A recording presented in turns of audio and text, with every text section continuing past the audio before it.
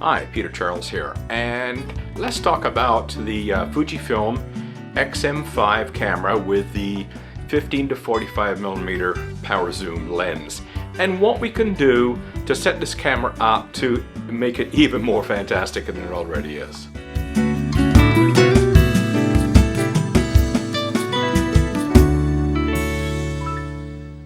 Okay, I'm going to go through a series of menu choices, and we'll talk about what these menu choices do for us, and then we'll wrap it up. Let's look at one thing we should set up before carrying on with using the camera. Go into connection settings, connection mode, and it comes defaulted as webcam, which is fine if you intend to use the camera as a webcam. But when you want to get your files off of the camera with a USB cable, you're better to put it as card reader. So this is just a small thing to do, when you're ready to start shooting. Now, one of the complaints I've seen other people have about the camera is the power zoom ring is too sensitive, and it's very hard to be accurate with a zoom setting. But that's easily dealt with.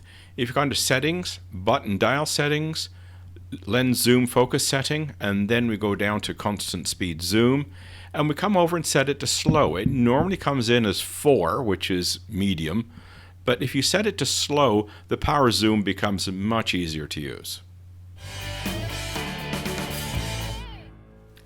Now, one of the things that makes the X-M5 so useful is how we can customize the button dial settings, especially the front dial on the camera, to set it up so we can punch in what we need to see next. And it's a very cool feature that makes this camera very useful for just photography, regular photography. We don't have to talk about vlogging here, just regular photography, and this works.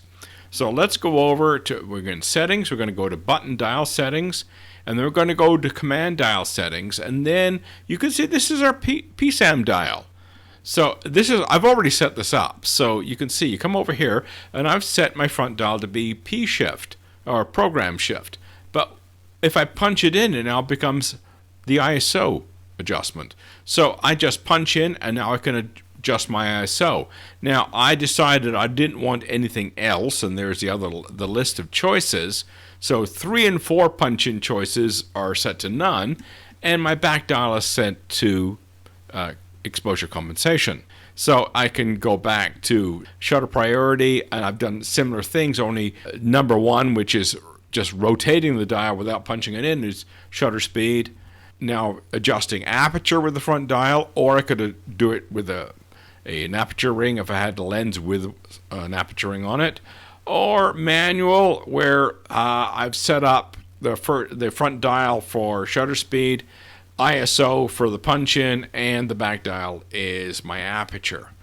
So you don't have to set it up the same way I have, but the idea is that you can customize how that front dial works and how the back dial works, and man, it can make your life easy. Just set it up the way you like, and you're able to take control of this camera, unlike a lot of cameras in this kind of, shall we say, genre.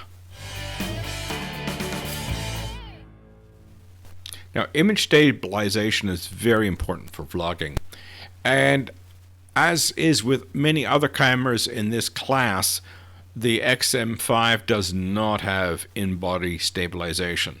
It has optical stabilization built into the lens. So where's the ramifications for that? So let's see what we can set up. Okay, we have the IS mode, and right now I've got it set to off. Now we can set it to optical image stabilization only, which is the lens, which gives us roughly 3 stops of stabilization. Or we can set it up for optical image stabilization plus digital image stabilization. The issue with digital stabilization is that there's a significant crop because it uses part of the sensor to create the stabilization. So that creates issues about our lens choices. Like many other of the newer Fujifilm cameras, you have the ability to create custom modes on the custom dial. And the beauty of the XM5 and some of the more recent models is you can assign them to either movie or still photography. But the first thing I would suggest is set auto update custom setting to disable, because if you make a change while you're on site and you're making you're in the middle of a shoot and you change something that it's temporary, you only want it for that particular session. Well, if it's on enable, it records the change and you rapidly lose track of the changes you've made. So the first thing I do is set auto update to disable. Second thing I'm going to do is assign the mode setting. And here's the beauty of this. You have a choice between video or still. And as you can see here, I've got custom one set to still, but the others are set to movie. And when you come into, let's say I pick C2, you can see I can pick it or assign it to still or movie. So any one of these custom modes can be assigned to either still or movie, which is really cool. Now we'll just go up here to the Edit Save Custom Functions. Once you've assigned whether it's still or movie, now you can come in and make changes. I can come in here and save the current settings. So whatever you have set in your camera at that moment, if you choose Save Current Settings, it's locked in for C2. I can come in and fix it. If I don't like what I've done, I can change it.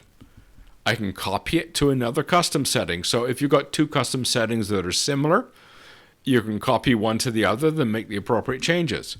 You can set everything back to 0, and you can create a custom name so you know what they are. You don't have to remember. That's the beauty of this. I don't have to remember what C2 is. I now know C2 is outside. It's when I'm out doing fishing videos or photography videos out in the field. Makes it easy. Now, one of the important things for vlogging is to be able to control your microphone. The XM5 has 3 capsules for the microphones, and they can control the direction. And if you're vlogging, you're behind the camera, so you want your voice to, be the predominant sound in the microphone, and you want other ambient sounds to be reduced. So if I go to the microphone and to microphone direction setting, I have the choice of 4 positions for the microphone to see what it will record. I'm now currently looking at front priority, and if you look at the diagram, it's showing at the front quadrant, and that's what's going to be picked up. Because I'm doing a selfie when I'm talking and doing vlogging, I want the microphone pointed at me.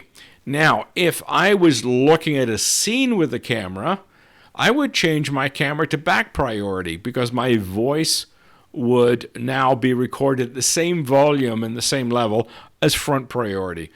And if I'm flipping backwards and forwards between the two, you don't want to be changing all of the time. So front and back priority enables you to, record a selfie type image with your voice properly recorded, and then you turn the camera to look at a scene, and then you can get the same volume, the same level when the camera is pointed away from you. And if you want to pick up all the ambient sounds as well, for example, you're in a crowd in a market and you want all that noise to really give some flavor to the scene you're showing, well, then pick surround and it'll pick up all the noise that's all around you as well as your voice. So the microphone on the XM5 gives you lots of options. Okay, you can see that there are quite a few options that we have to improve how this camera operates for us, whether it's for video or still photography. These little changes can make a big difference in how fluidly and easily we can use the camera. So give those changes a try. I think you'll find them to be quite interesting and really help you get your money's worth out of this little powerhouse.